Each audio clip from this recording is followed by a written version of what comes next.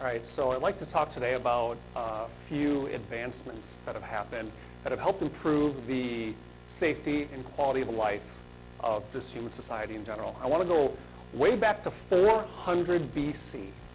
Hippocrates, people here in the medical field are very well familiar with him. Way back in about 400 years BC, there's documentation that he talked about clean water and how clean drinking water was beneficial to the human condition, into human health. Go to 200 BC, the ancient Egyptians, they actually have hieroglyphics that not even that they valued clean drinking water, but they actually had a process on how to do it over 2,000 years ago. Now, in the meantime, there was a long time there where even though we had this knowledge, there was not a whole lot of systemic change to help bring that to a greater population. And while that time was going on, we've got cholera, we've got hepatitis, we've got polio, we have all these horrible diseases that are transferred through contaminated drinking water. Even in 1854, a researcher in London found that an outbreak of cholera was all stemming from one contaminated well. But still, it took us a very long time to actually do something about it. In the 1890s, they found out that by chlorinating water, you could vastly improve its quality.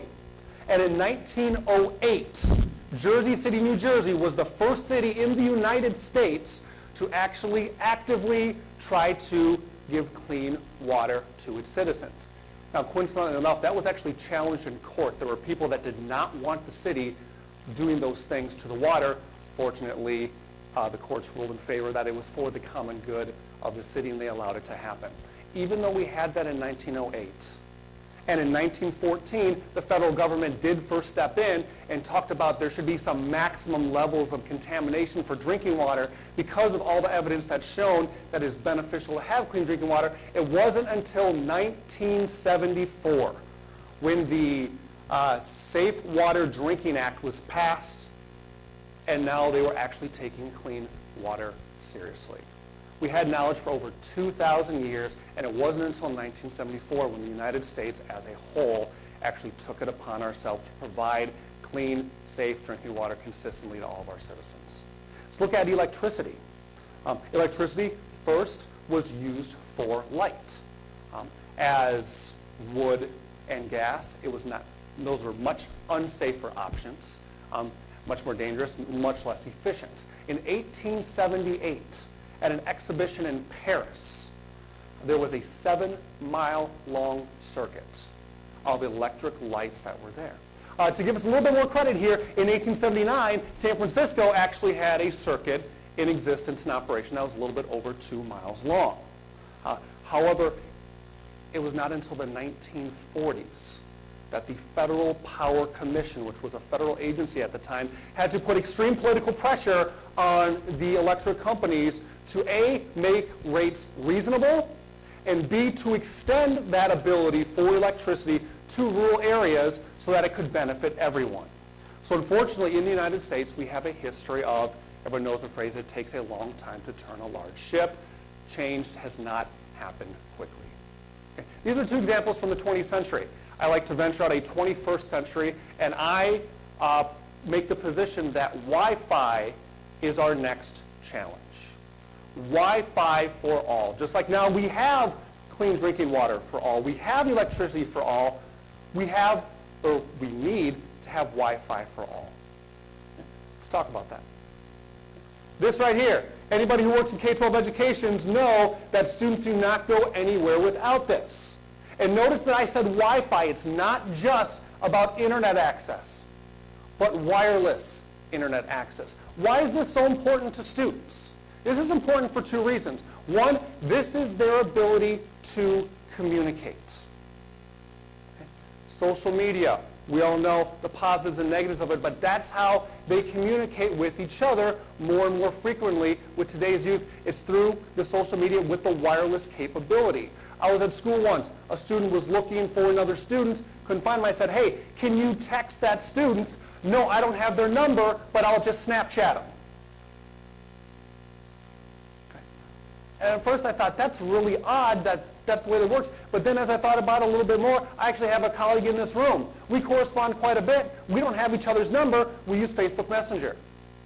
So it's really not that uncommon when I think about it. Okay? In fact, when you talk to a lot of youth, they don't necessarily call this a cell phone.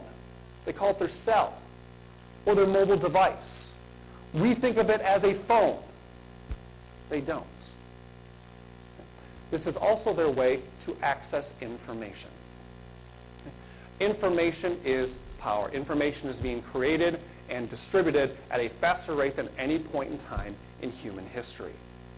This is the access point that our students have to that information. And when you look in schools or other places about taking away devices, taking away technology, and our older generation doesn't understand why students freak out about it. Well, let me make a little parallel for you.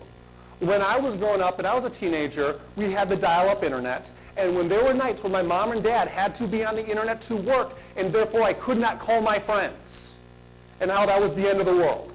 That for one night I would not be able to call up somebody to talk about nothing, but it's such a big deal.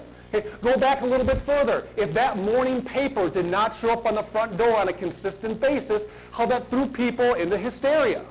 Because their connection to information was taken away. It was not there. Those emotions are what students relate to this. We also hear a lot about 21st century skills.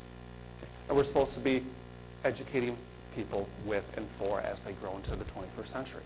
Okay? There's 21st century literacy, technology literacy standards.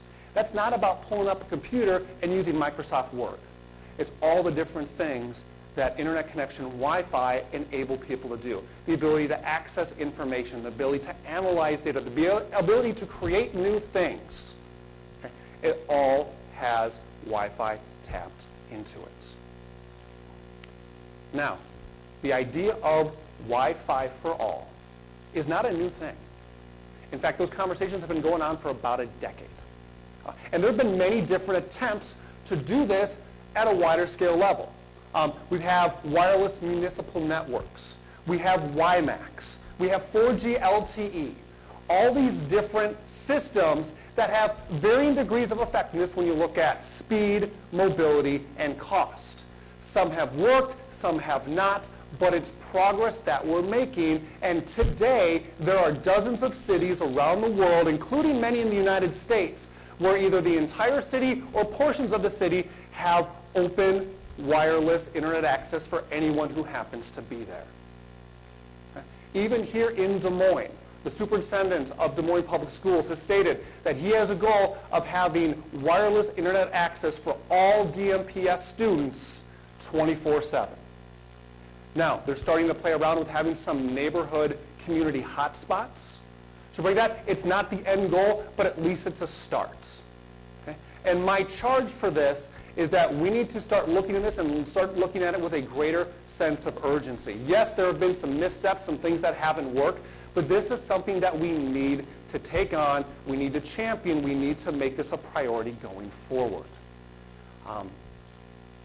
When we look at this 50 years from now, 100 years from now, we all know that internet access, and specifically the ability to go wireless, improves the quality of life. When we look at this in the future, are we going to say, what took us so long to get there? Or are we going to be able to say, in that time when speed and efficiency was such an important thing for everyone, that for this cause, we reined that in and we made it happen at the speed it needed to? Thank you.